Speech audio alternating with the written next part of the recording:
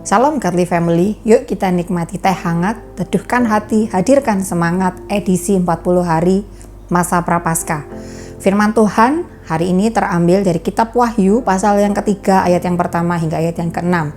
Saya akan membacakannya di bagian Wahyu pasal yang ketiga ayat yang ketiga. Karena itu ingatlah bagaimana engkau telah menerima dan mendengarnya. Turutilah itu dan bertobatlah, karena jikalau engkau tidak berjaga-jaga, aku akan datang seperti pencuri, dan engkau tidak tahu pada waktu manakah aku tiba-tiba datang kepadamu. Melalui renungan ini kita belajar bahwa Tuhan memberikan kesempatan kepada kita untuk memberikan yang terbaik kepadanya. Kepada jemaat Sardis, Tuhan mengungkapkan dirinya sebagai pemegang 7 roh. Angka 7 di sini menyiratkan tentang kesempurnaan.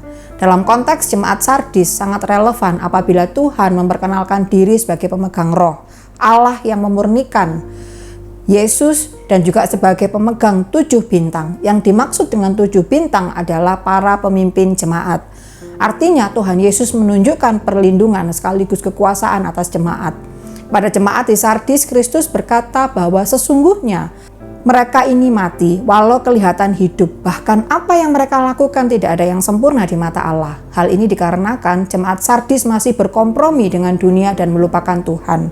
Gereja Sardis terlihat masih berdiri, masih beraktivitas, terlihat menarik, tapi semua yang dilakukannya hanyalah rutinitas agama.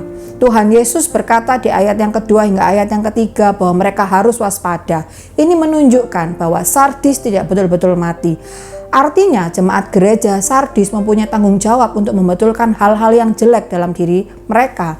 Mereka harus bangun dari kematian dan menghidupkan kembali apa yang penting yang selama ini dibiarkan dan hampir hilang, yaitu relasi dengan Tuhan. Jangan lagi terbuai dengan reputasi dunia ini, tapi mencari apa yang dikehendaki Allah dan yang sempurna seturut dengan firman-Nya, sehingga apa yang mereka lakukan tidak lagi mencari kesenangan diri mereka sendiri, tetapi menyenangkan Allah.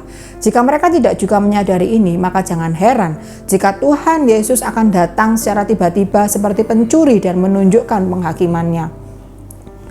Bagaimana kita dengan gereja kita? Apakah di luar kita terlihat sibuk dan baik seperti jemaat di Sardis, tetapi di dalamnya terdapat kematian yang memprihatinkan?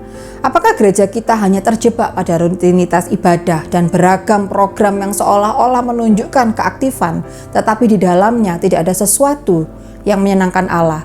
Ingat bahwa gereja itu adalah organisme, bukan organisasi, bukan rutinitas yang dibutuhkan, tetapi relasi. Yesus mati untuk kita agar kita memiliki relasi yang indah dengan Bapa dan relasi yang indah dengan sesama. Kiranya pelajaran dari gereja Sardis ini menjadi peringatan bagi kita sebagai gereja Tuhan pada masa kini. Apakah yang kita kejar sebagai gereja?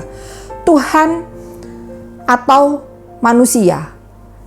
Jangan sampai kita berpikir bahwa gereja kita baik-baik saja, namun sesungguhnya mati di hadapan Tuhan. Jangan juga kita menjadi gereja yang semakin serupa dengan dunia ini dan tidak lagi hidup sebagai saksi-saksi Tuhan.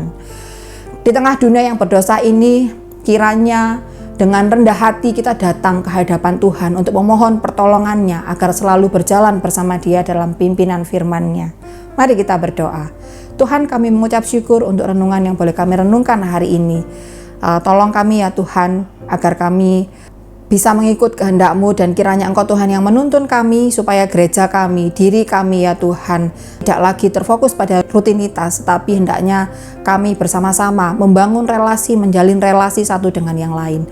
Terima kasih ya Tuhan, dalam nama Tuhan Yesus kami berdoa mengucap syukur. Amin.